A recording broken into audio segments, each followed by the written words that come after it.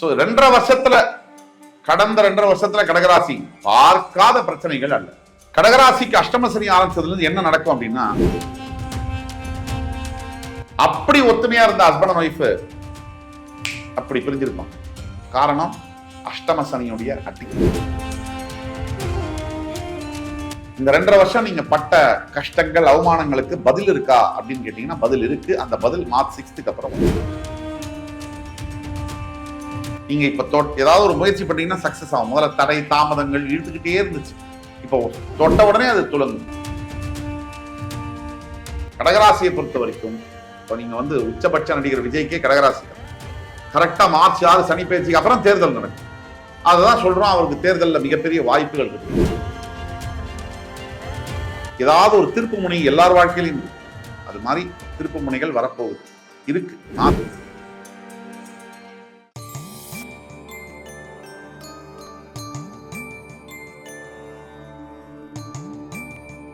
வக்ரதுண்ட மகாகாய சூரியகோடி சமபிரப அவிக்னம் குருமே தேவ சர்வகாரியேஷு சர்வதா. தென்னாட்டுடைய சிவனை போற்றி, என் நாட்டவர்க்கும் இறைவா போற்றி. அன்பர்களே நண்பர்களே, இந்த புத்தம் புதிய காணொலிக்கு உங்கள் அத்துணை பேரையும் வரவேற்பதில் மிக்க மகிழ்ச்சி கொள்கிறேன். 2026 சனி பயிற்சி வாக்கிய பஞ்சாங்கப்படி கும்பராசியிலிருந்து மீனராசிக்கு சரியாக மார்ச் 6 அன்னைக்கு பெயரவிருக்கின்ற சனி பகவான். இந்த பலன்கள் 12 ராசிக்கு என்ன செய்யும் அந்த வகையில இன்றைக்கு நம்ம பார்க்க போறது கடகராசி. கடகராசிக்கு தற்சமயம் வாக்கிய பஞ்சாங்கப்படி அஷ்டம சனி நடந்து கொண்டிருக்கிறது. கடந்த 2.5 வருஷமா துயரத்துடைய உச்சம் கடகராசி பார்த்திருக்காங்க. இந்த வீடியோ எப்படின்னா, முதல் இந்த சனி பயிற்சினால வரக்கூடிய 3 பாசிட்டிவான விஷயம் என்ன, எந்த 3 விஷயத்துல கவனமாக இருக்கட்டும், என்ன செய்யணும், பரிகாரங்கள் என்ன, தெளிவா பேச போறோம். கடகராசிக்கு தற்சமயம் 2.5 வருஷம், அதாவது என்ன சொல்லுவாங்க விதிகள் என்ன சொல்லுது ஜோதிடத்தில் அப்படின்னா, 7.5 வருஷம் சனி பகவான் 7.5 சனியில தரக்கூடிய கஷ்டத்தை மாத்திரை வடிவத்துல கேப்சூல் ஃபார்மேட்ல 2.5 வருஷத்துல அஷ்டம சனியில கொடுப்பார் அப்படின்னு சொல்லுது. சோ 2.5 வருஷத்துல கடந்த 2.5 வருஷத்துல கடகராசி பார்க்காத பிரச்சனைகள் அல்ல.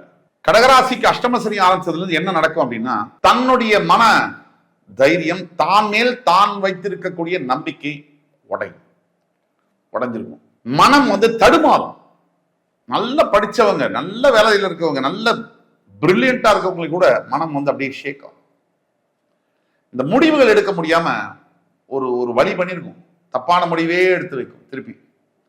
எஸ்பெஷலி உறவுகள், த லவர்ஸ் அண்ட் மேரேஜ் ஆன கப்பிள்ஸ், இவங்களுக்குள்ள மன வலியை பயங்கரமா கொடுத்துருக்கும். சில கப்பிள்ஸை பிரிச்சே விட்டுருக்கும் அஷ்டமசனியுடைய தாக்கம். அப்படி ஒத்துமையா இருந்த ஹஸ்பண்ட் அண்ட் ஒய்ஃப் அப்படி பிரிஞ்சிருப்பாங்க. காரணம் அஷ்டம சனியுடைய அடி. எனக்கெல்லாம் இந்த மாதிரி நடக்குமா அப்படின்னு நினைச்ச மனைவி கணவன் அவங்களோட பிரிஞ்சிருப்பார். ஆனா சத்தியமான உண்மை, நான் வணங்கக்கூடிய அந்த முருகப்பெருமான் மீது சாட்சியாக, வருகின்ற காலத்துல பிரிந்து போன எல்லா உறவுகளும் மறுபடியும் உங்களை தேடி வரும். பிரிந்து போன கணவன் மனைவி ஒன்றாக சேருவீங்க. வாழ்க்கை மறுபடியும் 4th கியர் எடுக்கும். ஏன்னா அஷ்டம சனி முடிஞ்சு சனி பகவான் பாக்யஸ்தானத்திற்கு போய் அங்கிருந்து உங்களுடைய லாபஸ்தானம் என்று சொல்லக்கூடிய 11ஆம் வீடு என்று சொல்லக்கூடிய ரிஷபத்தையும், உங்களுடைய 3ஆம் வீடு என்று சொல்லக்கூடிய கன்னியையும், உங்களுடைய 6ஆம் வீடு என்று சொல்லக்கூடிய தனுசு அந்த இடத்தையும் பார்க்கிறார். 11ஆம் வீடு 3, 6 இந்த இடங்களை பார்க்கிறார். முதல்ல 8ஆம் வீட்டிலிருந்து 9ஆம் வீட்டுக்கு போகக்கூடிய சனி பகவானால அஷ்டம சனி முடியும். மார்ச் 6 வரைக்கும் கொஞ்சம் பல்ல கடிச்சிட்டு இருக்கு. இப்ப அனுபவிச்சுட்டு இருக்கிற விஷயங்கள்லாம் டோட்டலா மாறும். இந்த 2.5 வருஷம் நீங்க பட்ட கஷ்டங்கள் அவமானங்களுக்கு பதில் இருக்கா அப்படின்னு கேட்டீங்கன்னா பதில் இருக்கு. அந்த பதில் மார்ச் 6க்கு அப்புறம் வரும்.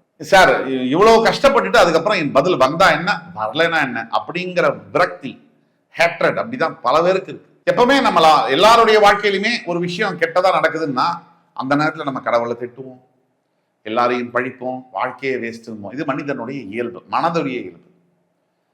ஒரு எடுத்துக்காட்டுக்கு, ஒரு பெண்ணும் ஒரு ஆணும் காதலிக்கிறாங்க. அந்த காதல் அந்த பையன் திருமணம் ஆகணும்னு வேண்டிக்கிறான். இப்ப கடவுள் இருக்காரு, கடவுள்கிட்ட போய் அந்த பையன் கேட்கிறான், என் காதலை எப்படியாவது சேர்த்து வச்சு திருமணம் ஆகணும்னு வேண்டி. இதுதான் இயல்பு. கடவுள் தெரியுது அவருக்கு, திருமணம் ஆனால் அந்த பையன் பயங்கரமா கஷ்டப்படுவான். இந்த பெண்ணுக்கும் ஆணுக்கும் மிகப்பெரிய தகராறு நடந்து சட்டையை கிழிச்சிட்டு பிரிஞ்சிருவாங்க. கோர்ட்டு, கேஸு, வக்கீல், போலீஸ்னு. இப்ப கடவுள் அவனுடைய காதலை நிறைவேற்ற வேண்டுமா, நிறைவேற்றக்கூடாதா? இதுதான் கேள்வி. நிறைவேற்றினா ஃபுல் லாங் டேர்முக்கு அவனுக்கு பிரச்சனை. அன்னைக்கு வந்து திரும்பியும் கடவுளை அன்னைக்கே பிரிச்சிருக்கலாமே. நிறைவேற்றலைன்னா என் காதலை நிறைவேற்றலையே, கடவுளே இல்லைன்னா. இப்படிதான் ஜோதிடர்களுடைய நிலைமையுமே. நெகட்டிவா சொன்னா நெகட்டிவ், பாசிட்டிவா சொன்னா பாசிட்டிவ், ரெண்டுமே தப்புன்னா இதுக்கு நடுவில் சொல்லவே முடியாது. அதனால நான் சொல்ல வரக்கூடியது என்னன்னா, கடகராசியை பொறுத்த வரைக்கும் பல விஷயங்கள்ல இதுக்கு முன்னாடி என்ன வேணா நடந்திருக்கலாம். அடுத்த கட்டம் வாழ்க்கையில நம்ம நகர்ந்தே ஆகணும் இல்லையா? அங்கேயே இருக்க முடியாது. சோகத்திலேயே உலகத்திலேயே பெரிய சோகம் அப்படின்னு நினைக்கிறது என்ன தெரியுமா? பெற்றவர்கள் உயிருடன் இருக்கும்பொழுது தாம் பெற்ற குழந்தைகளை இழப்பதுதான். அதுக்கு மேலாம் ஏதாவது இருக்கா? பணத்தை இழந்து, வேலை இழந்து, சொத்தை இழந்தா கூட பெற்றவர்கள் தான் பெற்ற குழந்தையை இழப்பதற்கு மேல ஒரு வலி இருக்கவே முடியாது. ஆனா அந்த வலி கூட மறையும். அந்த ஏன் மறையும்னா காலத்திற்கு அவ்வளவு சக்தி இருக்கு. இப்போ இந்த அஷ்டம சனி காலகட்டத்துல உங்க வாழ்க்கையில என்ன வேணா நடந்திருக்கலாம். பிரச்சனைகள், தோல்விகள், விரக்தி, மனம் அப்படியே உடைஞ்சு போயிருக்கலாம், பண இழப்பு, அவமானம், என்ன வேணா எது நடந்தாலும் அந்த எபிசோட் முடிய போகுது. ஒரு ஃபுல் ஸ்டாப் எல்லாத்துக்குமே உண்டு. அந்த ஃபுல் ஸ்டாப் வரப்போகுது. இனி உங்களுடைய பிறவியில இப்ப நீங்க அனுபவிச்ச அந்த அளவுக்கு கஷ்டங்கள் இனிமேல் வராது. இந்த உறுதியை கொடுக்க முடியும். அடுத்து நல்லது நடக்கும். என்ன பாசிட்டிவ் சேஞ்சஸ் நடக்கும்? முதல்ல இருந்த மன இறுக்கம் வந்து விலகும். ரெண்டாவது, நீங்க இப்ப ஏதாவது ஒரு முயற்சி பண்ணீங்கன்னா சக்சஸ் ஆகும். முதல்ல தடை, தாமதங்கள் இழுத்துக்கிட்டே இருந்துச்சு. இப்போ தொட்ட உடனே அது துலங்கும். மூன்றாவது, போன உறவுகள் எல்லாம் மறுபடியும் உங்களை தேடி வருவாங்க. நீங்க செஞ்ச நல்லதை நினைச்சு வருவாங்க. கவனமாக எங்க இருக்கணும்னா பண விஷயங்கள்ல கவனமாக இருக்கணும். அனாவசியமான செலவுகளை கட்டுப்படுத்த வேண்டும். 2, உடலம்ப பார்த்துக்கிற விஷயத்துல கவனமாக இருக்கணும். 3, முக்கியமா எந்த விஷயத்துல கவனமாக இருக்கணும்னா குழந்தைகள் விஷயத்துல கவனமாக இருக்கட்டும். அவங்களுடைய ஹெல்த் விஷயத்துல நீங்க என்ன செய்யணும் அப்படின்னா, கடகராசியை பொறுத்த வரைக்கும் இப்போ நீங்க வந்து உச்சபட்ச நடிகர் விஜய்க்கே கடகராசி தான். கரெக்டா மார்ச் 6 சனி பயிற்சிக்கு அப்புறம் தேர்தல் நடக்கும். அதுதான் சொல்றோம், அவருக்கு தேர்தலில் மிகப்பெரிய வாய்ப்புகள் இருக்குன்னு. அப்படிதான் கடகராசியில பிறந்த ஒவ்வொருத்தருக்கும் உங்களோட வாழ்க்கையில டர்னிங் பாயிண்ட், ஏதாவது ஒரு திருப்பு முனை எல்லார் வாழ்க்கையிலையும் இருக்கு. அது மாதிரி திருப்பு முனைகள் வரப்போகுது, இருக்கு. மார்ச் 6க்கு அப்புறம் இருக்கு. அது வரைக்கும் பொறுமை காக்க வேண்டும். பொறுமை தான் உங்களுடைய கவசம். அதே மாதிரி 2வது பாயிண்ட், பழச நினைச்சு வருத்தப்படுறதோ இல்ல ஃபியூச்சர்ல என்ன நடக்கும்னு நினைச்சு பயப்படுறதோ ரெண்டுமே நிறுத்தணும். உடனடியாக நிறுத்தணும். ரொம்ப யோசிக்கவே வேண்டாம். எவ்வளவு யோசிச்சாலும் எது நடக்கணுமோ அது நடக்கும்.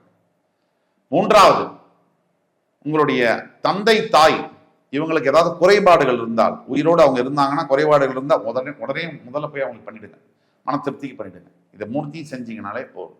பரிகாரம் அப்படின்னு எடுத்தோம்னா கடகராசி என்பவர்களுக்கு கண்டிப்பா இந்த சனிப்பெயர்ச்சி சமயம் போது, மார்ச் மாசம் போது குலதெய்வ வழிபாடு என்பது உடனே ஆரம்பிச்சாலும் நல்லது. குலதெய்வ வழிபாடு ஒன்றுதான் உங்களை கம்ப்ளீட்டா காப்பாற்றி வெளியில கொண்டு வரும். கடகராசிக்கு மிகப்பெரிய ஒரு யோகம் என்னன்னா, சனி வந்து உங்களுடைய 11ஆம் வீட்டை பார்க்கும்போது லாபங்கள் உயரும். அவர் உங்களுடைய 3ஆம் வீட்டை பார்க்கும்போது தைரியம் வந்து கொஞ்சம் பதட்டம் இருக்கும். இது செஞ்சா சந்தேகம் இருக்கும், ஜெயிச்சிருமா இல்லையானா, அது தேவையில்லை. இங்கதான் ரொம்ப கவனமா இருக்கும். அதே மாதிரி உங்களோட 6ஆம் வீட்டை சனி பார்க்கும்போது எதிரிகள் ஒழிவார்கள், கடன் ஒழியும், எதிரிகள் ஒழிவார்கள், நோய்கள் ஒழிந்து போகும். இப்ப கடகராசிக்கு ஒட்டுமொத்த சனி பயிற்சி என்பது ஒரு பிரமாதமா இருக்கு. இது வரைக்கும் இல்லாத கஷ்டங்கள் எல்லாம் விலகி நல்ல நிலைக்கு உங்களை கொண்டு போக போகுது. அப்படி இருக்கும்போது ஜாக்கிரதையா அதை முழுசா பயன்படுத்தி கொள்வது உங்கள் கையில் தான். இந்த எபிசோடு உங்களுக்கு பிடிச்சிருக்கும்னு நம்புறேன். அடுத்து வரும் எபிசோட்ஸ்ல மறுபடியும் உங்கள் எல்லோரையும் சந்திக்கும் வரை உங்களிடம் விடைபெறுவது உங்கள் சுபாஷ் பாலகிருஷ்ணன். நன்றி, வணக்கம், வாழ்க வளமுடன்.